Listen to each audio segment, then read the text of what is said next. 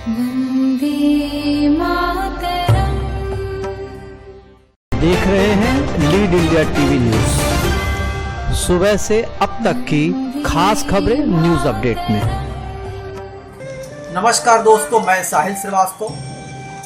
आज हम आपको अपने खास मुलाकात में फिल्म्स टुडे के प्रकाशक, संपादक और सामाजिक कार्यकर्ता राजेश श्रीवास्तव जी से हम आपकी खास मुलाकात करवाएं। आज देश में OTT डिजिटल प्लेटफॉर्म द्वारा अश्लीलता फैलाने, इतिहास के साथ तरोड़ मरोड़ करने और संस्कारों के हनन पर इस ज्वलंत विषय पर हम उनसे बातचीत करेंगे। और इस बातचीत के दौरान हम उससे ये भी जानना चाहेंगे कि आखिर वो इस जन आंदोलन को किस रूप में लेना चाहते हैं। तो राजेश श्रीवास्तव जी, हम आपसे OTT डिजिटल प्लेटफॉर्म द्वारा अश्लीलता फैलाने, इतिहास के साथ छेड़छाड़ करने और धर्म, संस्कृति और संस्कारों के हनन पर हमारी जनता, हमारे दर्शक जानना चाहते हैं आपकी क्या राय है? हाँ बिल्कुल। मैं कहना चाहूँगा कि जो OTT प्लेटफॉर्म पे जो इस समय गंदगी चल रही है, जो इतना माहौल ख़राब है, गाली गलौज और नंगे सीन जो किए जा रहे हैं, ये हमारा संविधान, हमारे संस्कार, हमारी संस्कृति के खिलाफ है। मैंने इस संबंध में अभी मोदी जी को पत्र लिखा है, सूचना प्रसारण मंत्री को पत्र लिखा है और देश के बड़े बड़े नेताओं को और बड़े बड़े समाज सेवकों को इस संबंध में लेटर लिखा है कि आप लोग आइए, इस जंग में शामिल होइए, क्योंकि ये आने वाले समय में हमारी युवा पीढ़ी को, हमारे संस्कारों को, हमारी संस्कृति को बिल्कुल ख़त्म कर देंगे।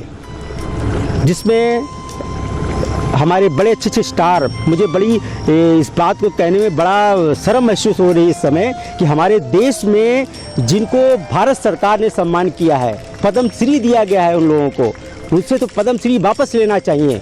मनोज बाजपेयी हैं, एकता कपूर हैं, वगैरह वगैरह कितने लोग जो इनको भारत सरकार ने उनको सम्मान किया है और वो लोग गंदी गंदी बेवसी बना रहे हैं। एकता कपूर को तो मैं कहना चाहूँगा उस औरत को डूब मरना चाहिए। क्या है तेरे पास कमी है? ईश्वर ने सब कुछ दिया है, उसके बावजूद तुमको देश की सभ्यता और देश के संविधान के और देश के लोगों के साथ खिलवाड़ करना है तुमको। अरे अच्छी फिल्म बनाइए, पहले कितनी अच्छी फिल्म बनती थी, अच्छा माहौल था।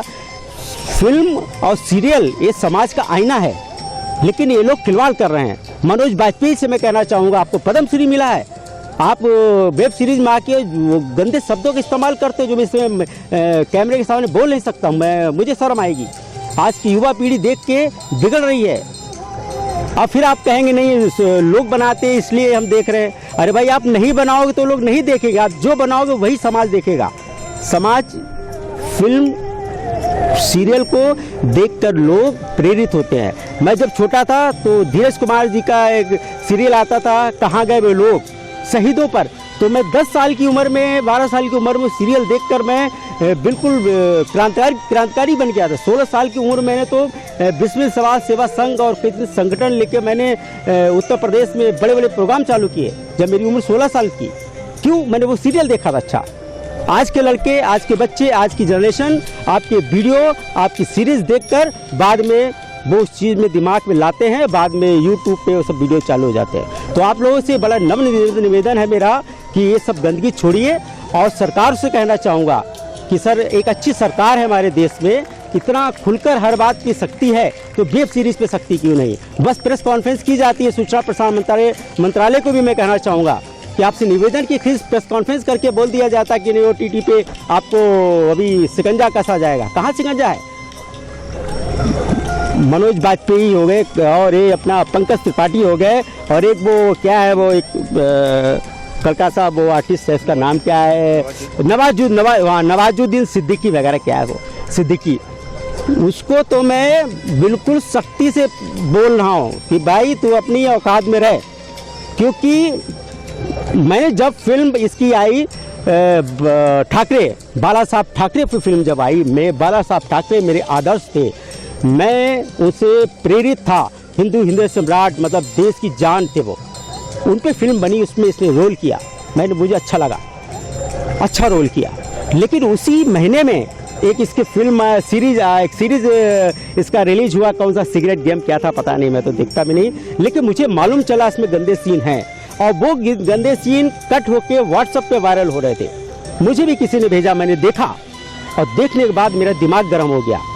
क्या उसने भयानक सीन दिया है नवाजुद्दीन सिद्दीकी ने, बिल्कुल ब्लू फिल्म जैसा सीन है। आप देखिए उस सीरीज में, अब कट किया गया राम जाने क्या, लेकिन मैं व्हाट्सएप पे देखा था मैंने।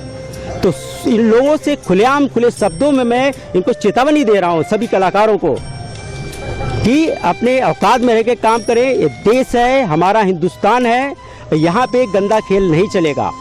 सरकार से, पीएम से सबसे एक निवेदन है, इन पे पाबंदी लगना चाहिए और नहीं लगा तो आने वाले समय में इनको पछताना पड़ेगा। मैं एक पत्रकारिता में इवेंट मैनेजमेंट कंपनी चलाता हूं, मैं ना राजनीति में नहीं आना चाहता हूं, लेकिन हो सकता है ये लोग मुझे मजबूरी में राजनीति में घसीटने की कोशिश करेंगे और मैं आ जाऊंगा राजनीति में खुलकर कि मैं अपने देश को बर्बाद होते नहीं देख सकता। ओटीटी डिजिटल द्वारा दिखाई जा रही अश्लीलता और इतिहास के साथ तरोड़ मरोड़, धर्म और संस्कारों पे हनन, सब पर सेंसरशिप न होना भी एक वजह हो सकता है।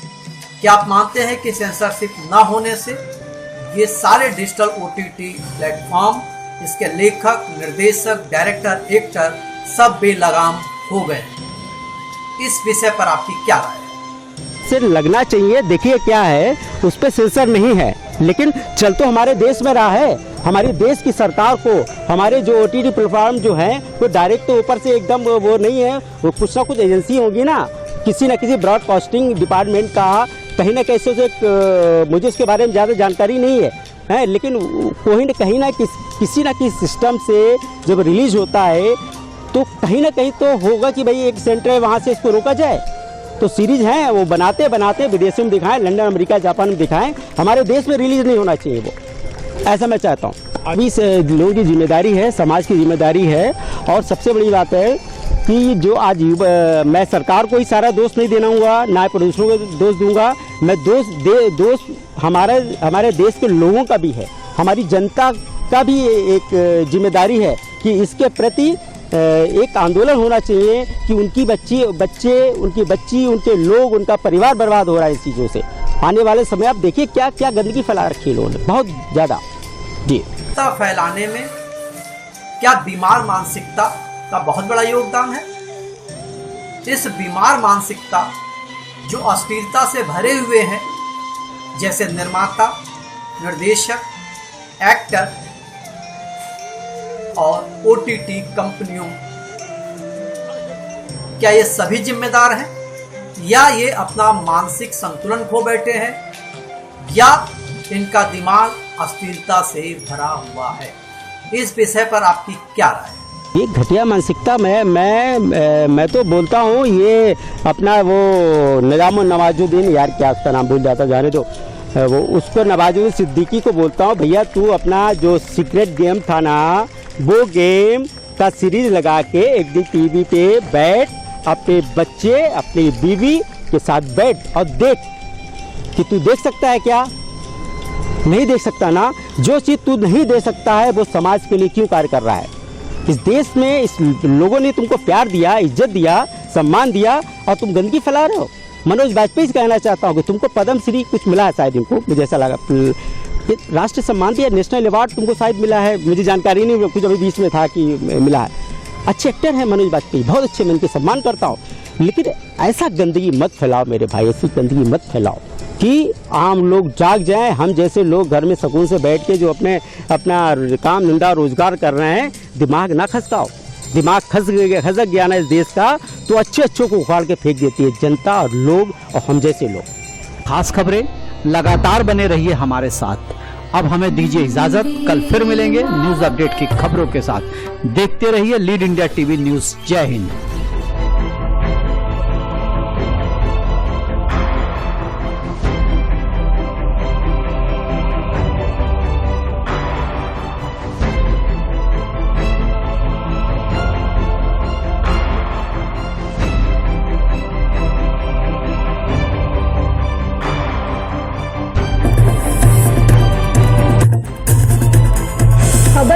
जो सही रास्ता दिखाए, वो नहीं जो अनदेखी अनसुनी हो,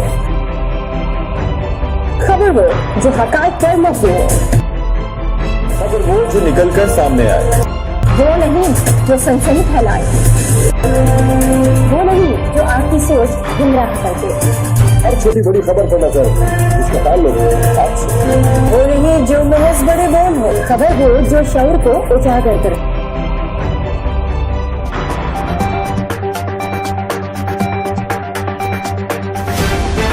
आप देख रहे हैं लीड इंडिया टीवी न्यूज।